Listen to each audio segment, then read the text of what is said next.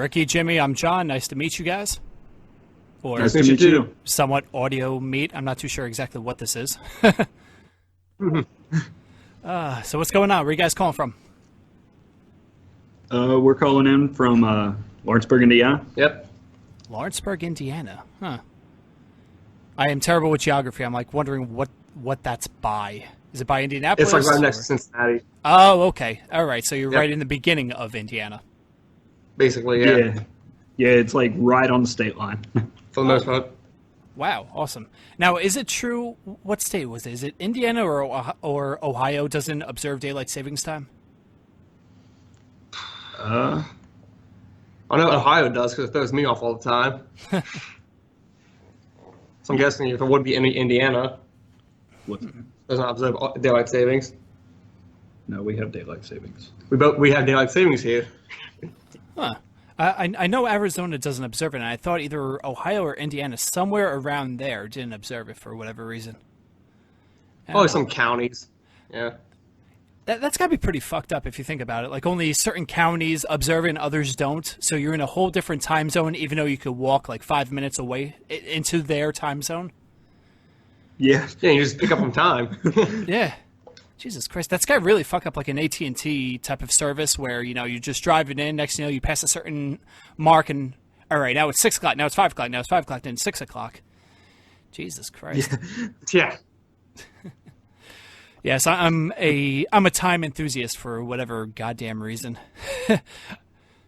Nolly, we can get on with that. Yeah, it's kind of weird. Like, I love going to, you know, Vegas, for example, and, you know, I could deal with like the glitz and the glamour, everything else, but I love the fact that I could watch an entire Sunday night football game and still have my Sunday night. That's gotta be pretty nice, dude. Yeah, it's gotta be very nice, man. But no, I'm stuck in New Jersey, so whenever Sunday night football is over, it's like 11:30, 12 o'clock, and I'm like, fuck, time for bed. But it's a pain in the ass. Yeah, I think I work in the morning. Yeah, really. It drives me nuts. Oh, yeah, it does. It does. So anyways, guys, do you want to just go right into it? I know you got a super secret announcement that you'd like to share with the entire world. Yep. Okay, I'll let you guys take it away. Yeah, well, as everyone knows, if you've seen our Facebook page, we kind of went on hiatus / quit around August, September, something like that. Okay. Kind of broke up for a little bit, and you know, a few of the members have gotten back together, and we've decided to continue playing music and come back out with a little bit different lineup, and we got our first original bass player back, so Yep, and we're gonna be coming out, pretty firing strong for the most part. A couple of shows lined up in the beginning of the year, and we're pretty excited to see what's coming up for us. Oh, that's awesome, guys. That's awesome. So you're back, new revamped lineup, ready to go. And do we have new music coming out in 2017? Yes. So the plan. What was that last line? It kind of glitched a little bit. Oh, excuse us. Yeah, that's definitely the plan. We're definitely looking to record and put out something by sometime during 2017, maybe the summer spring area. Gotcha. Hopefully early 2017. Yeah, that'd be nice. So hopefully right before the spring, summer, Warped Tour type of gig. Yeah. All right. Wow, guys, that sounds exactly. Yeah, that sounds pretty awesome. So what was the reason for the original hiatus? Did certain members, not get along, or were you guys just burnt out, or, Well, there was a little bit of musical differences going on. Mm-hmm. I don't want to mention any names, but certain guys wanted to play pop punk, some guys wanted to play deathcore, other guys wanted to play metalcore. Mm-hmm. It was kind of everywhere, and we were trying to bring it together, but other than that, there was a little bit of dedication problems, and certain members not getting along. Yeah. For the most part, everyone kind of got along outside of music, but when the music was brought into it, it was just, kind of rough. Wow, that usually happens on the other side. You know, usually music is what brings everything together, and then outside you're like, all right, I fucking hate these guys, you know, something like that. But I've never heard music be the actual issue. Yeah, no, right? Like it was kind of like, you know, it wasn't all just the music. It was a little bit like the business direction as well. Like we just kind of had different business plans. Mm-hmm. As far as like what we want to do and where we want to go. Some people are more dedicated than others in this project, and you know, usually when somebody's not fully into, you know, the idea of the project, the band kind of takes the whole band down an aspect. So with this new lineup, we're all pretty much determined for, you know, making it to an extent. We all basically got our heads in the same place. Mm-hmm. Okay, a lot more confidence going on. So you guys are now with, you know, you're on the same page now. You know, all of you guys are, you know, maybe thinking about touring in the next couple of months. You never know. You know, you're dedicated solely on the music, and you're putting your band as top priority. Whereas, you know, going back to last summer or, you know, last spring, summer, you know, you guys weren't on the same page with that. You know, you might have had different directions. Maybe someone put a job or a girlfriend before everyone else. You know, maybe one or two of you were just, you know, booking interviews like this one, or, you know, reaching out to social media people, talking to fans, while other members, you know, just didn't care as much. You know, they just thought, okay, we're going to play the show, we're going to write music, but that's it. I'm not doing anything else. You know, we're just going to pass the buck off. Mm-hmm. Yeah. I mean, kind of like that. And I mean, there was a little bit of like, you know, for the most part, the guys that are here now, like, we kind of want to take and just do things in a fast way, if that makes sense. Like, yeah, absolutely. Just push. Yep. As to like, you know, like with our older lineups, it was just kind of like things was just kind of like dragging out a little bit as far as kind of getting things done, if that makes sense. No, it does make sense. I mean, it also comes down to dedication, because, as you guys know, this is basically another full-time job, whether you like to believe it or not. You know, you can't half-ass a band. Mm-hmm. Yeah. That's exactly how we see it. Yeah, that's great. Wow. So you guys, like I said, you're now on the same page. And do you have a direction with your music? Obviously, you know, you said that some people wanted to go pop punk, other guys wanted to go deathcore, although that would have been a gnarly mix, pop deathcore. You could have been the first band to do it. You guys missed a golden opportunity there. What the fuck's wrong with you guys? So, yeah. Well, I mean, like, right now with our newer stuff, I'd say it's kind of like along the lines of like hard rock, metalcore, something like that. Maybe with like some pop punk or punk undertones. Yeah. Like a lot of that punk, you know, kind of progression with, you know, metal styled riffs and twins and all that fun jazz. Okay. All right. So you guys are, you know, you're generally going to what you had before, more or less. We're kind of heading in the way of like the direction of what the band was meant to go in. Exactly. Yeah. Gotcha. Okay. So you're not steering off the path. You're still right on schedule. Mm-hmm. Yes. Totally. All right. That makes sense, and I'm definitely excited to hear some new music coming out of your camp. So you guys are based out of basically Cincinnati, Ohio, and you know, you've been around for, what was it, a couple of years, right? Since April 2014? Yeah, roughly March, April 2014. Mm-hmm. Okay, and you guys actually went through a few names, it looks like. Yeah, we when coming together, like me and our other guitarist, we started this band, and kind of when we started it, like names was just kind of everywhere, and we were having a hard time coming up with that name that we wanted to use. Mm-hmm. And like we would come up with a band name and be like, you know, like this just isn't the band name that we want, or like, we're just not feeling this band name or something like that.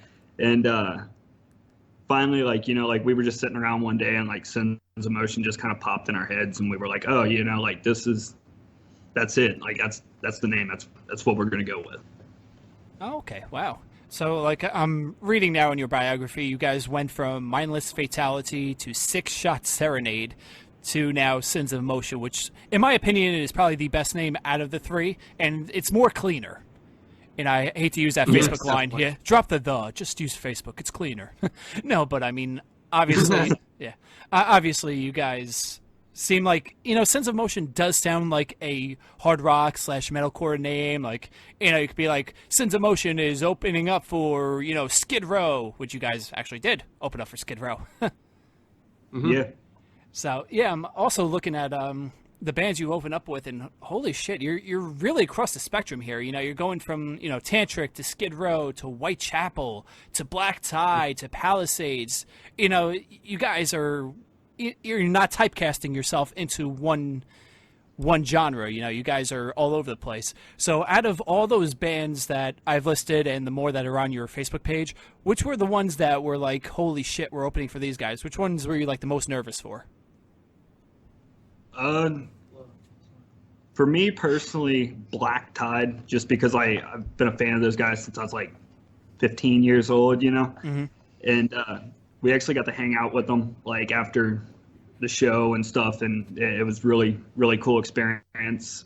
And Blood on the Dance Floor was another one, even though we're not big Blood on the Dance Floor fans. It was just because like they were really, really big, and it was just kind of like shit, Can't believe we're actually sharing the stage with someone this big.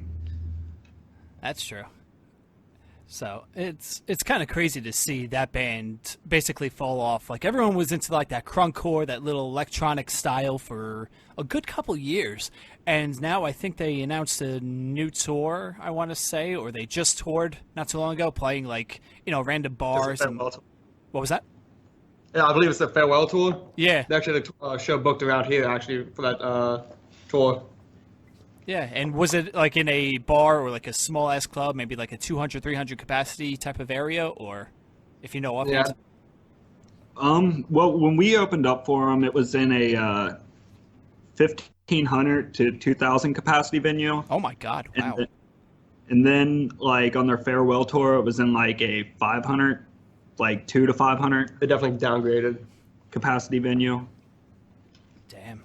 I mean, that's the way it goes with the music business, but holy shit, to go from big clubs, 1,500, 2,000 person clubs headlining it and probably selling it out if it was around the same time they were gigantic, to playing a random bar for, 200, 300 people. Holy shit, it's quite a drop off, but that's what happens when you go in and typecast yourself into one genre and you go all in. So, eventually when you go all in with things, you're going to lose. And I think that's what happened with them.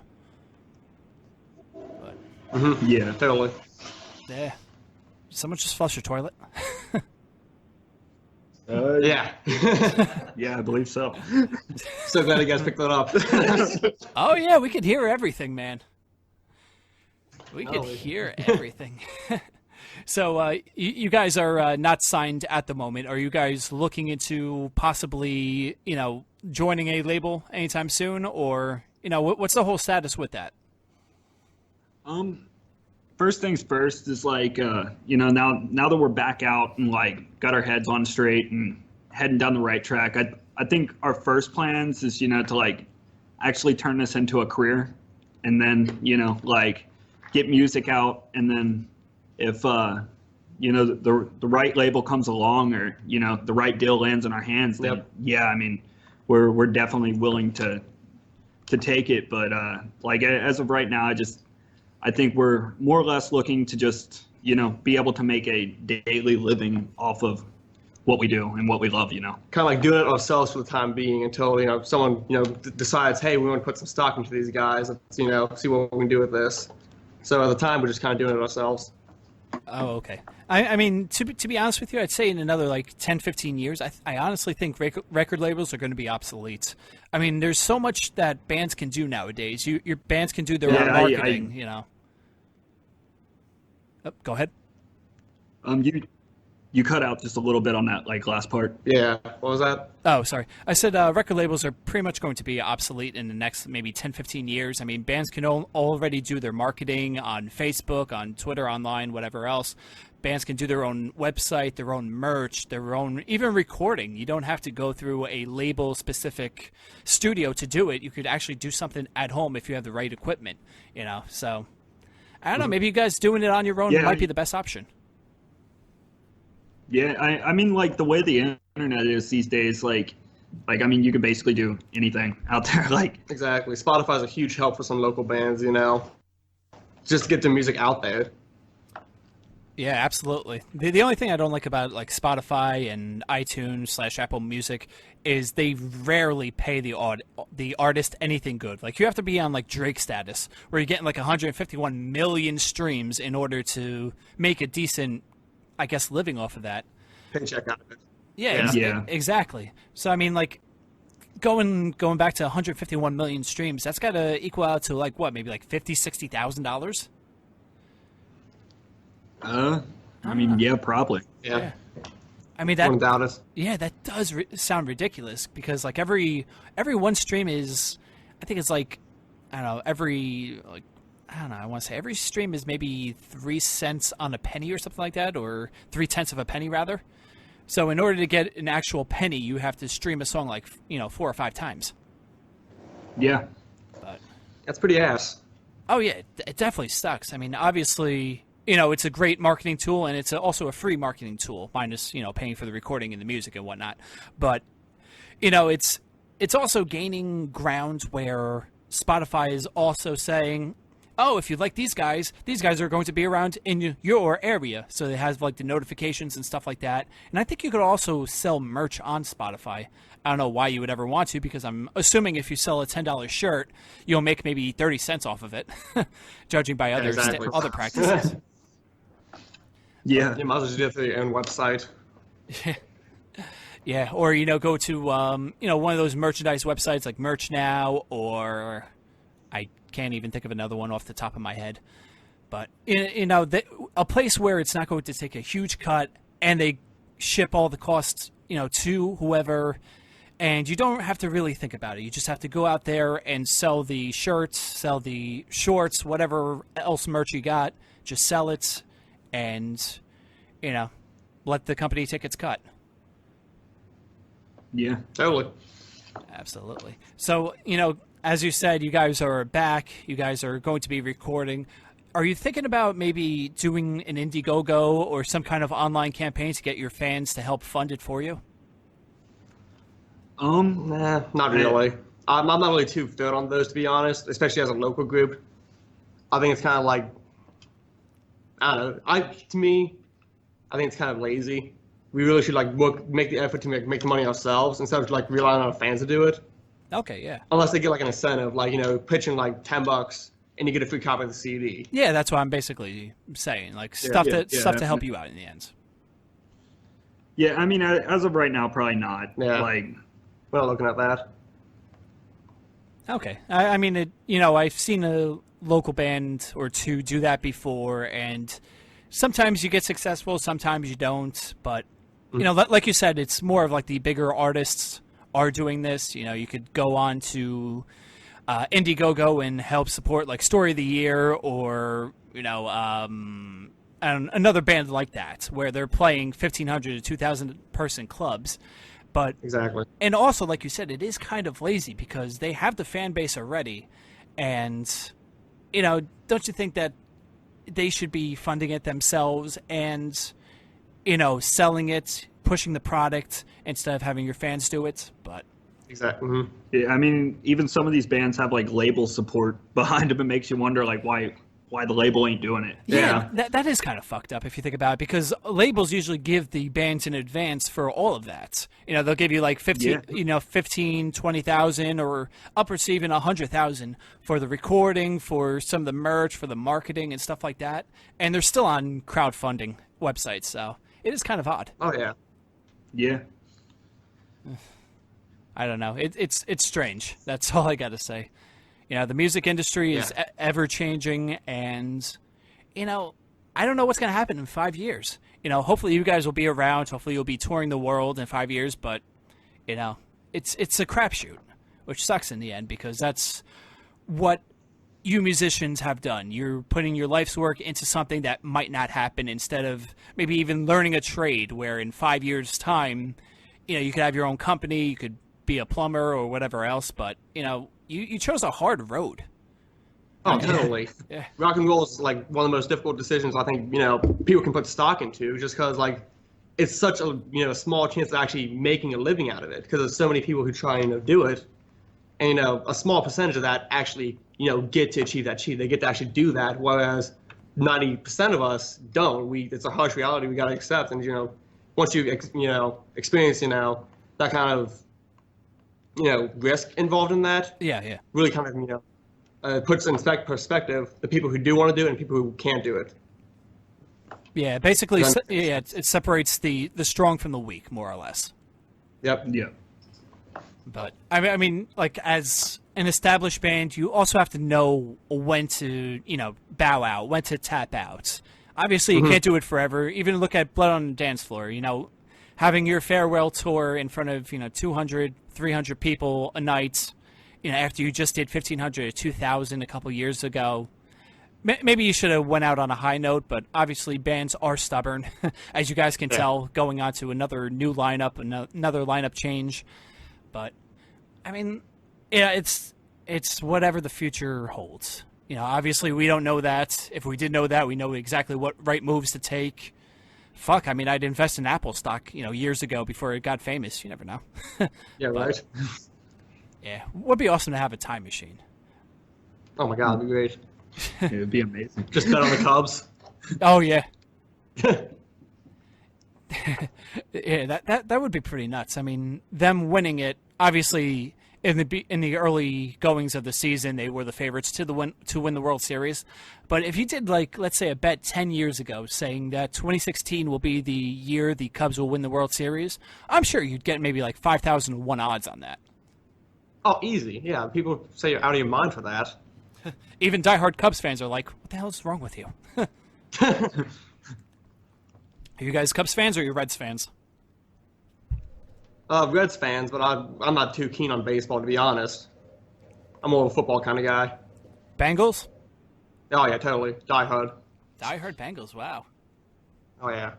You guys should be a lot better than you are. I'm going to flat out say that. Yeah. Drives me nuts.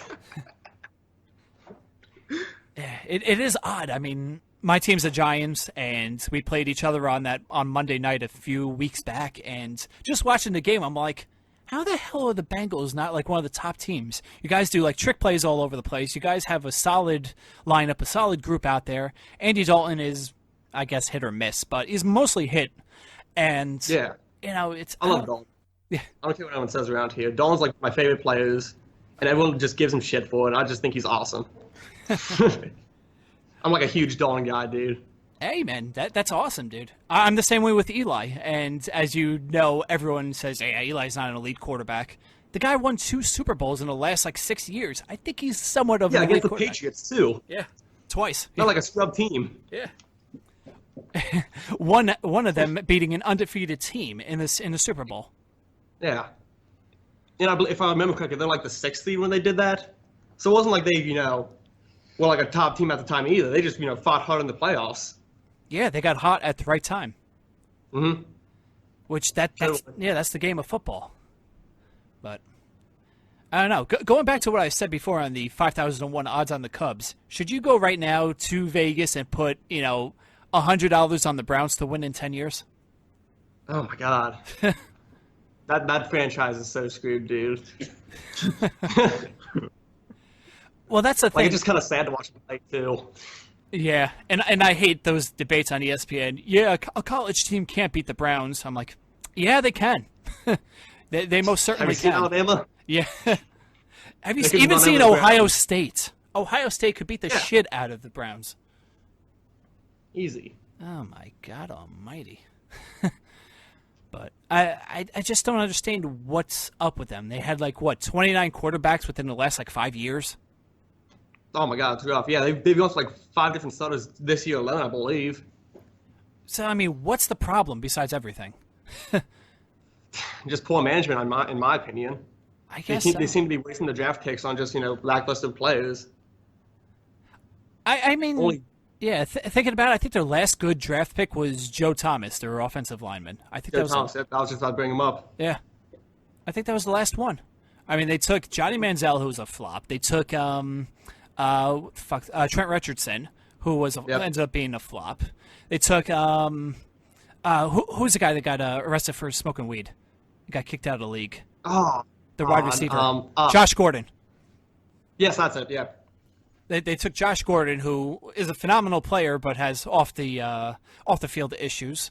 Yeah. I mean, obviously, I'm not like a huge weed advocate, but if you want to smoke, go right ahead. It's not a performance enhancing drug at all, and in fact, it's like performance decreasing. That's just Yeah,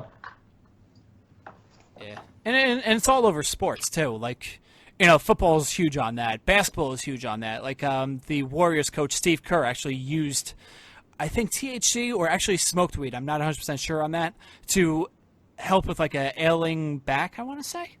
But I mean, like, he flat out said it, which is cool. I mean, fuck it. He's in California where it's basically legal anyway. Yeah, for the most part, exactly. Yeah. I know it is, at least for medical use. Yeah, and I think the last election they had a vote on it to make it a recreational drug starting in 2017 or 2018 or something like that, and it passed. So yes. Yeah, a couple of states actually passed a weed law over this past election season. Yeah. I mean, Ohio's in the medical marijuana in 2018, I believe. There we go. 2018 or 2017? I'm not sure. 2017, 2018, one of those years. Yeah. It is an odd thing. I mean, obviously, I'm not going to ask you guys if you ever smoked weed before, but you could tell that alcohol is a lot more dangerous than marijuana will ever be. I agree with that. Yeah, I agree with that too. I don't know. Are we progressing as a nation when it comes to that? I mean, obviously, there's a whole bunch of other crazy-ass issues out there that we should be focusing on, but, are we inching closer to having this life-saving drug? I mean, a lot of cancer patients do use marijuana, and it does help with, to make you feel good, yes, but also helps with like cancer treatments for like tumors and stuff like that, and where that chemo is literally killing people. I mean, how are people still doing that? Yeah, exactly. Like, I mean, marijuana, just the plant in and of itself is just like a wonder kind of plant. We can use it for so many different materials, and I believe we are progressing as a nation in that kind of direction. Yeah. But I mean, like it just said, hemp, the main source of marijuana, is like it used to be like the plant to use, and then I think I forgot William Henry Hearst, I think the guy's name was, back in like the 30s. Basically, he owned, I think, a whole bunch of cotton fields and passed some propaganda out there to say that marijuana used to be like psychoactive, people lost their brains, and I think it actually led to the point where he would actually say that it was used to cause black people and Spanish people to rape white women. And it was a huge smear campaign back in the 30s. Yeah. and it's all because, he had stock in cotton instead of hemp, which and we're still going close to 100 years later, and we're still believing this nonsense. Oh yeah. But I don't know. It's the way it is. But I mean, you can even look at states like Colorado, states like Washington, I think Oregon are the ones that have legalized it for recreational use, and they're seeing the amount of drunk driving down. They're seeing property taxes go through the roof. Not that it's a good thing, but people want to live there. It's like $1 billion extra with like tax funds and tax reliefs and stuff like that. Yet no other states are really budging on that. I mean, yes, they're passing. Yes, they are passing the medical part of it, but there's still that weird stigma of those like anti-drug commercials. You remember back on, you probably have seen it maybe on like YouTube, like back in the 90s and like the 80s where you had like the people on the couch, smoking weed and like they turn into like mush out of nowhere. They're all deflated. Yeah. Yeah. Those. Like how fucking ridiculous is that? Oh my god, no. And then you have that one where you have the animated one where I guess the guy is talking to his dog, even though he's like completely high, and the dog's like, "I liked you better when you weren't on drugs." Oh yeah, on like the yellow paper background. Yeah. Oh my god, dude, that is fucking hilarious. Oh, the extent they'll go, dude. Great. Oh god, I mean, knowing that your mind is basically going to go straight there. I mean, it obviously, looking at it, obviously someone on probably high off of marijuana are writing these things, because no sober person is doing this. Like, there's no way someone like in the right mindset thought those would be like a great anti-drug campaign idea. Like having a talking dog tell you, "Hey, smoking weed ain't cool." Oh God Almighty! Like you had me baked out of your mind just to laugh at that. Be like, okay, how's this idea? And you say it, and then like these people, these executives are like, "That's fucking genius! Wow, we're going to hire Let's you." go with it. Yeah. Wow. My God, how'd you think of that? I got stoned. I'm so high, dude. I'm so fucking high right now. Oh God Almighty! But what's that got to do with Sins of Motion? I mean, we're Just banned in Cincinnati. Yeah, there we go. Oh God, you guys are great. Oh shit, I don't even know where to go off from here. I mean, did you ever like once talk with your friends? You're so adamant about a certain subject, and then you get to another option, and you're like, shit. Now what? Yeah, exactly. It's like 5 seconds of silence. We're just like, okay, where do we go now? Yeah, as you can tell, I don't prepare for these things. I just go and talk about whatever pops up. So right now, I'm looking at your Facebook page, looking at your bio, like kind of have that nervous energy, like, oh shit, now what? Well, Christmas is coming up, guys. Have you done your Christmas shopping yet? No, not at all. I'm an adamant believer in shopping the day before Christmas. Oh, you're one of those guys. Okay. Oh, totally, dude. Oh, something about the adrenaline of getting all the gifts together. It's just such a rush. And fighting the people in the malls. Oh my God, it's greatest. Me and my dad go out every year. Jesus Christ, God bless you on that. Holy fuck, I can never. Holy shit. So, what do you guys usually do? Do you have a big mall by you? Or is it like specialty stores? What do you got out there? Within a 25-mile radius, we got like, what is it, 5 malls? 5. I thought it was like, I don't know, 3 at the moment, but. Well, I mean, we got Northgate. We got Florence. Eastgate, Florence, Cincinnati Mills, Tri-County. Oh, yeah. Yeah, we got a couple places we can hit up. Wow, damn. Within a 25-mile radius. That's pretty good. And I thought New Jersey had a lot of fucking malls. I think we have like maybe 3 in a 25-mile radius, but... Yeah. Holy shit. Well, we do have, I think, the third busiest mall in the country, I think. It's a place called Garden State Plaza, and if you're going there, like basically from now until probably middle of January, you're not going to get a parking spot. It's that just mobbed. That's gotta be ass, dude. Oh, dude, you have no idea. I mean, that's why I usually stick to Amazon, or I'll go to like another small mall or like a specialty store to get my stuff in. But holy shit, just the traffic right now. So it's basically 3:37 right now on a Saturday.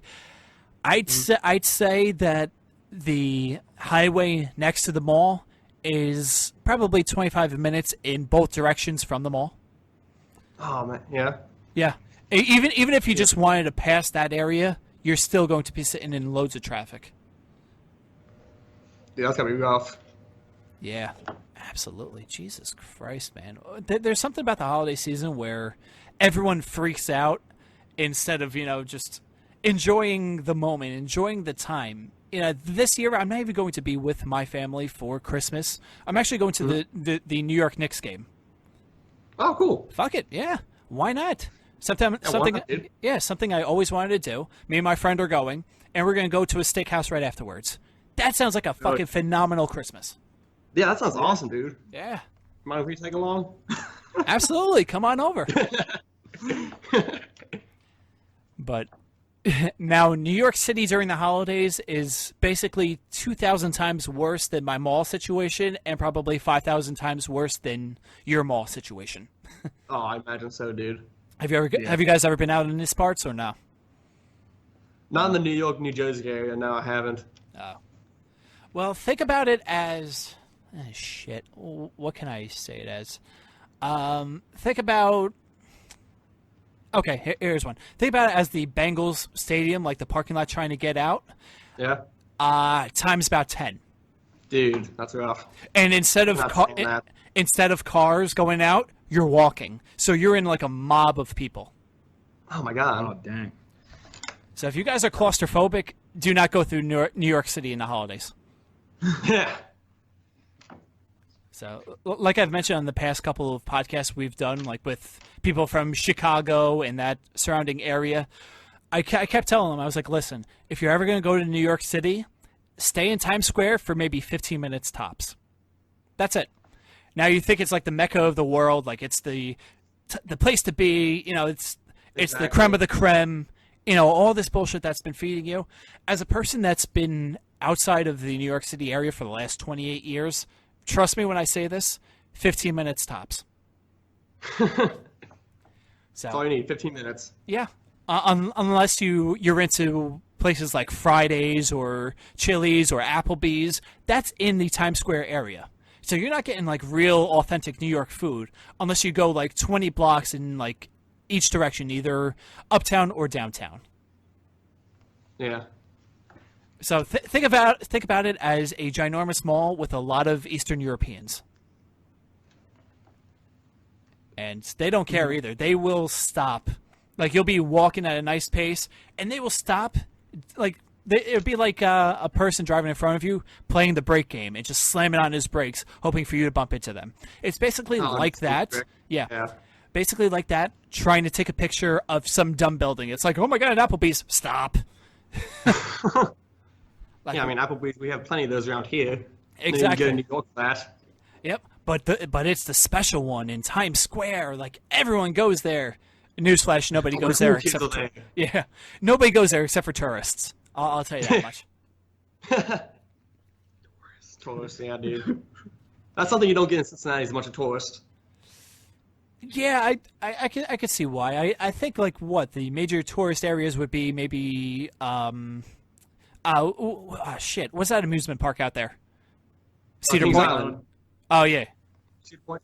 Yeah. Well, there's Cedar Point and Kings Island. Yeah, both of them are like phenomenal, like some of the top in the nation, right? Oh yeah. Definitely. Yeah. So I'm thinking that's basically it. What else is there out there? The Cincinnati Zoo. Okay. The big one. All right, you got that. You also have the Rock and Roll Hall of Fame. Do we? Well, that's up in That's Cleveland. in Cleveland. Yeah. It's like more north. Yeah.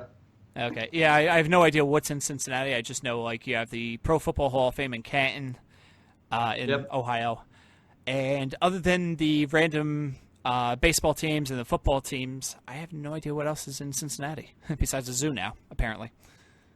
Yeah, the zoo, pretty kick ass. I like the zoo. I like to bring it up when I can. You'll have to plug the zoo. Go for it. If you guys love lions, tigers, and bears, oh my, come to the Cincinnati Zoo. Oh, God. So what kind of music venues are out there? I know you have, what is it, Bogarts? Bogarts, yeah, that's Bogarts, yep. Yeah, that's a big one we have over here. Bogarts, the Madison Theater, and the Thompson House are probably the three biggest ones around here. I mean, aside from like Riverbend and US Bank Arena. Yeah. Stuff that local bands can get on. Okay, have you guys played in any of those three or all of those three or? We played at the Thompson House and the Madison Theater, but Go-Go's is difficult to get into. yeah, they just now started hosting for local bands to open shows. So, Really? Wow. Yep. What took them? well, I mean, it's always just kind of been like a national / kind of international act venue. Yeah, yeah. And they would usually just bring in bands that wouldn't necessarily need local support in order to like draw people. Exactly. So Okay, they wow. would just kind of skip out on local bands playing. Yep. Which kind of fucking blows, because all these local bands are bringing local people instead of the national acts, which, okay, you might get, what's the capacity over there?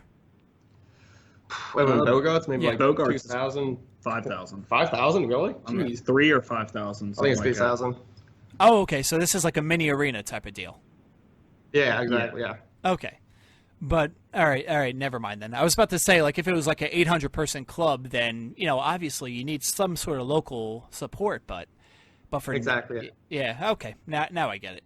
So do they have, like, random shows local bands can get on, or how does it work? Is it a showcase? Is it opening for national acts? Is it both, or... Here lately, I've seen like local bands opening for national acts there, and Yeah. I've seen local shows there with just like all local bands. Yeah, exactly, yeah. Wow, in a 3,000-person place? That's pretty nuts. Yeah. Do they, like, maybe curtain off half the building so you're playing... I've seen them do that once. They Okay. turn off the main stage and like play them, like have the band play like around the bar section. Yeah. Okay. So how many Yeah. different stages are in that place? Or that you could play in? 2? Okay. As far as we know, too, yeah. Okay, that makes sense. All right. So, I mean, there's a lot of clubs like that in New York City and the New Jersey area. Like Webster Hall is a main one. So there's actually 3 different stages where you could play in Webster Hall. So you have the underground, which is also called the studio. That's in the basement. That holds, I'd say, maybe 200, 250. Those are for like the bands starting out, or a major band playing a small show. Yeah. Yeah, and then you have in the second floor you have something called the Marlin Room. I don't know why it's named that, but you have bands like Our Last Night, Hands Like Houses. Those almost top tier scene bands playing there. Mm-hmm. And then you have the main stage where you have groups like Against Me, AFI, Green Day just played there not too long ago. They're playing there, and that's maybe like a 1,500 person area. That's exactly how the Thompson House is kind of set up. They have the main stage, which holds like about 2,000 people, I'd argue. Mm-hmm. Then you have these smaller stages, like the upstairs is like more for local acts. Well, the parlor upstairs, that you could probably squeeze. Yeah, I mean, it would be a tight fit, but roughly 200-300 maybe. I'd say 150, 200. The parlor is mainly used for like acoustic acts, then like indie rock bands. Okay. Then I'm talking about like the upstairs. You ever been up there? Well, that's where I'm talking about, like the upstairs with the small stage. Yeah. Yeah. It's like the second biggest venue in there. Yeah, no, the upstairs is more like for local acts to get on. Now, if like I'm pretty sure I might be wrong about this, but the way I've always seen it is like the Rockstar Lounge, where like the little bar is where like they would hold like acoustic events. I've seen them hold bands there before, but there's no stage really. It's just basically just carpet playing on ground level. Yeah. Okay, so it has that little VFW type of feel to it, or like a Knights of Columbus. I don't know what you guys have out there, but Yep. The halls, yeah. Yep, exactly. Okay, wow, that's pretty insightful. If I ever head out to the Cincinnati area, I mean, I do have a lot of friends in Ohio. Like a lot of major bands have come out of Ohio within the last like 10 years. Yeah. Oh yeah, a couple of them I actually have. Yeah, I think it started all with Hawthorne Heights. I think they started this whole movement from Ohio, and then had Ohio in one of their songs. And then you had bands like The Devil Wears Prada. You have My Friends Endanger Kids come out of Ohio. Black Veil Brides. Yeah, Black Veil Black Veil. Brides. Yep, they're a huge one. The biggest one, 21 Pilots up in Columbus, I believe. Oh, that small band? I've never heard of them. Foxy Shazam. Foxy Shazam, yeah. Yes, they're I actually probably I the first love one. them. Holy shit, man. They probably came before Hawthorne Heights, actually. What was that? Yeah, yeah. I think they actually came before Hawthorne Heights, actually. Well, I mean, if not before, they were kind of around the Hawthorne Heights era. Yeah. Yeah, they never really, I don't want to say broke into mainstream, but they really never became that gigantic act. I mean, Eric Nagel's voice, not Eric Nagel, what the fuck's his name? Eric, I can't think about the moment. I'm blanking. Yeah, but his voice is just out of control. Plus, he does that cigarette trick. You guys know what I'm talking about, right? Yep. Oh, my God. He's a fucking animal. Oh, yeah. They're of course, huge in Ohio because, that's where they're from. Yeah. And all my friends know about them. Yeah. Miss is out of Akron. Oh, Miss Mary is? Yeah. Okay, yeah, that's right. Wow, so many great bands. Like, this was the same way with New Jersey back in, like, the early to mid 2000s. So this is what New Jersey had to offer. It was My Chemical Romance, Census Fail. You had the Early November. You had Armor for Sleep. What was that? Oh, yeah. Yeah. Oh, like me and Jimmy both are big fans of My Chemical Romance and Census Fail. Oh, huge fans. Yeah, actually, I had them both on this podcast, so you joined their ranks. Oh, no. Oh, awesome. Yeah. Talked with Frankie Arrow, I think 2 years ago at Riot Fest. Dude, such an awesome guy. And we're from the same town, so it was basically just, like, you have that little feeling. It's like, oh, where are you from? Oh, yeah, I'm from Kearney. Oh, my God, so am I. And you just, like, automatically click. You start talking about like, local references. That's exactly what it was. And then, that's awesome, dude. And then I talked with Buddy, I think the next day, actually, also at Riot Fest 2014. And he's from basically where that mall is. So he ended up moving to actually one town over from me, and then he went out to L.A. That's sellout. Yeah. Just kidding. Buddy's fucking awesome. I have no problem with him. He's the man. Hell yeah, man. That's awesome. Yeah.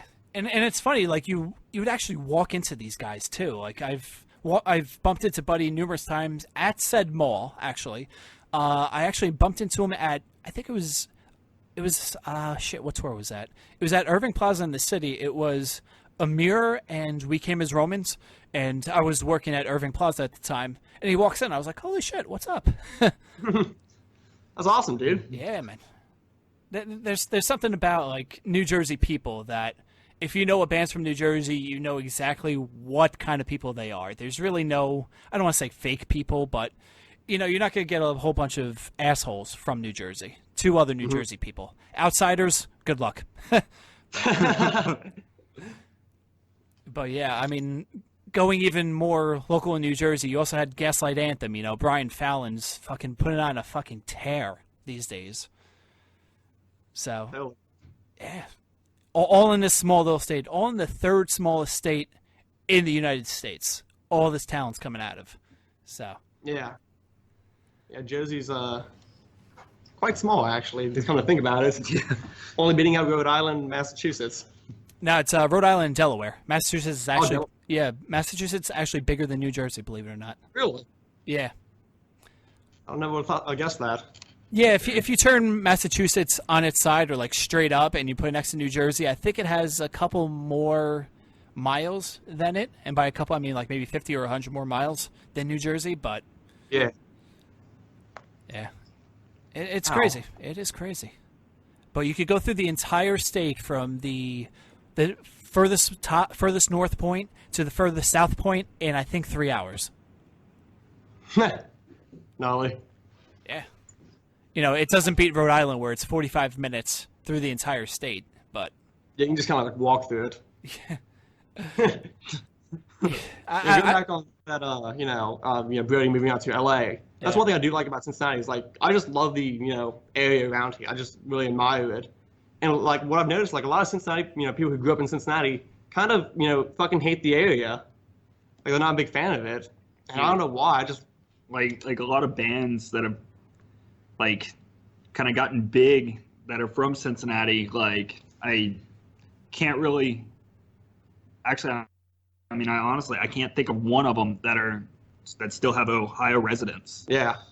Or Cincinnati residents. Out down South Cal. Yeah. Wow. Okay, so it's basically the is it like one of those towns where you can get stuck in, more or less? I mean, yeah, you can definitely get stuck in Cincinnati fairly easy, to be honest. Okay. Yeah, because I always hear about like those bands that are like, yeah, we broke out of our home area, now we take residence in New York or we're in California or you know, stuff like that. But yeah, I don't know. But I really don't. I want to try to avoid being that kind of band, because I always, love Cincinnati. I mean, like some of like the, I don't really know what to consider them, like Hawthorne Heights or Blackwell Brides. I get. Emo screamo bands, like I guess some of like the bands like around that, like a lot of the reason they've gotten out of here was like cause of like bullying, I guess. Like Andy, it's one of the biggest reasons that I'm pretty sure he left Cincinnati. The scene really didn't take him in too well when he first tried to start Black Bear Brides around this area. Yeah but I mean he was like, they were different. I mean, obviously they had the face paint and they all looked like cats. They had the But image. when they were here, like they didn't really have like so much of the face paint. Like it was just more like eyeliner, like, and just darker clothing. But I mean, once they got like, actually, I think like once they started the face painting was like once they like actually got out in LA and like signed with Standby Records and such. But isn't Standby out of Ohio? Yeah, based up in Cleveland, I believe. Cleveland, Ohio. So they left Ohio to go to Los Angeles to sign with a record label based in Ohio. Back in Ohio, yep. Yeah, that makes Amazing sense. how that works out. Yeah.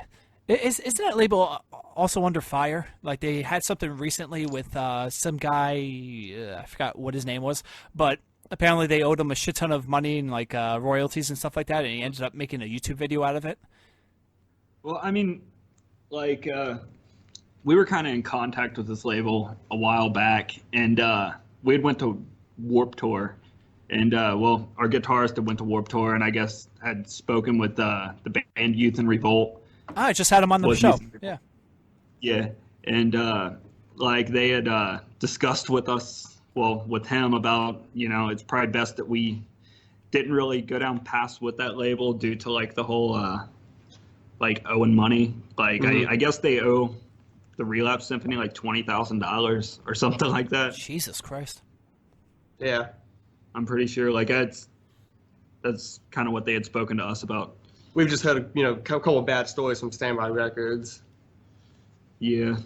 Yeah. Holy. I mean, like, I don't know if like that's just like hearsay, but like that's just kind of like the speculations that have been going around that we've heard. So.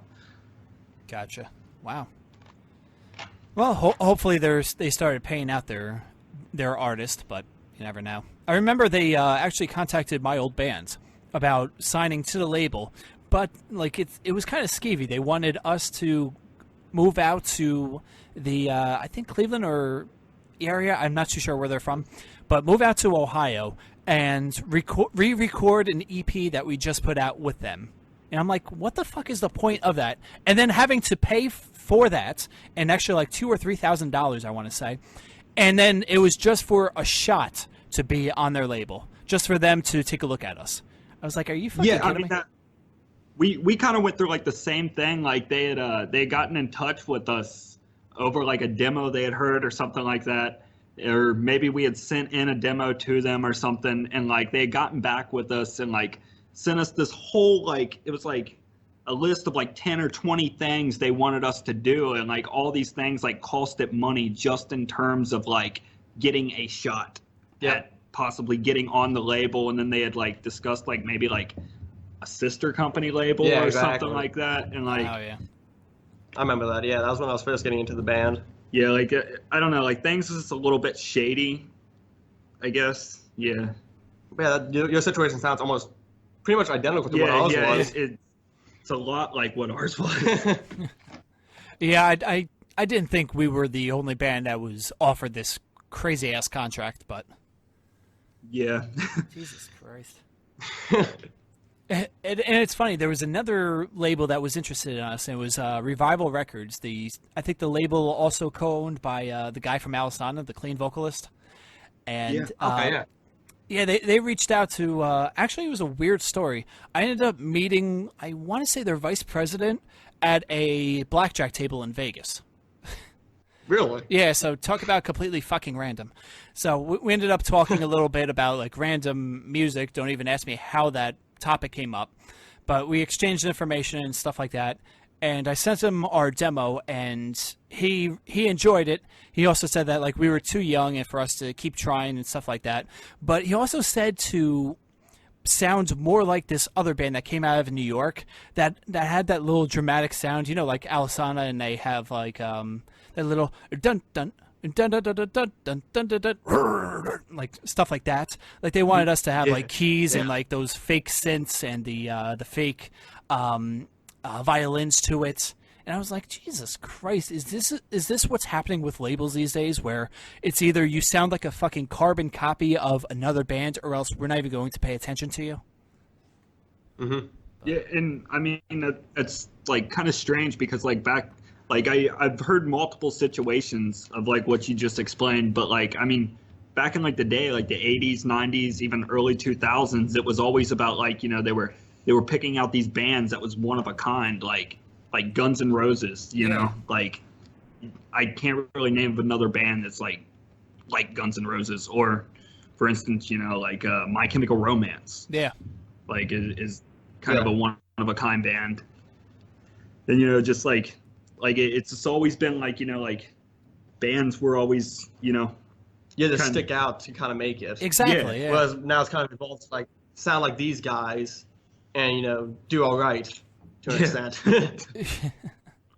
Yeah, I mean, I think it's a true definition of selling out. Mm-hmm. Totally. Yeah. Even though I hate that term, but like, look, if you're a band's like Bring Me the Horizon, obviously they basically sold out, and I'm not saying it in a bad way. Like they really furthered their career doing that. But to go from a deathcore band to like an alternative rock band in about like in like three albums, you're like, wait, something is not right here. But Yeah. Totally. I don't know. But I mean, you guys had a chance to be a pop punk deathcore band, and you fucked that one up. Yeah, exactly. We're not the best at making business decisions either, but yeah, really. But you know, then again, that's what's hot right now. You have the pop punk, the deathcore, the metalcore. So I think you guys just need to stick to your guns and keep going down the same path, and hopefully we'll re-talk with you guys when you're famous. He was hoping, dude. Hell yeah. So I think this is a good time to wrap things up. We've been talking for about an hour. We got to the point of you guys returning, so congratulations on that after a 6-month hiatus. Mm-hmm. Yeah, thanks, man. Thank you, man. Thanks for having us, dude. Of course. Really appreciate this. Hell yeah. And, you know, hopefully we could get some new music within the next year. For everyone out there listening, you could go to facebook.com/Sins of Motion Band. You guys are also probably on Twitter and Instagram, probably under the same thing. Yeah, pretty much, I believe. On Twitter and Instagram, we're under just Sins of Motion. That's just our tag on Twitter and Instagram, YouTube and Facebook, Sins of Motion Band. Gotcha. So who on Facebook has Sins of Motion? Probably some jerk off. Actually, fuck it. I got a computer right here. Hold on 1 second. Let me look this up. /Sins of Motion. Okay, what do we have? Sorry, this page isn't available. I think you can actually change it. Ooh. Yeah. Oh. So this isn't coming out till Monday, so you guys have 2 days if you want to use it. But all right, guys. Right before I let you go and enjoy the rest of your Saturday, we usually play a song out to, I guess, like an outro from the interview. Any song come in mind that you want me to play? Anthem of the Romantic. Anthem, good. It's an older song, so I mean, like, it's got our current older lineup on it, but you know, like we're really hoping to have some new stuff out over the next couple of months. So you know, just keep your eyes peeled. Yep. There we go, and we're still doing that little teaser thing right before the episode, right? That we discussed. Totally. Yes. Yeah, totally. Yes. There we go. So you have some newish music there. So you just wrap it up. That's awesome. Awesome. There we go. Thanks, guys. Thank you. All right. Have a great day. You too. You too. All right, later.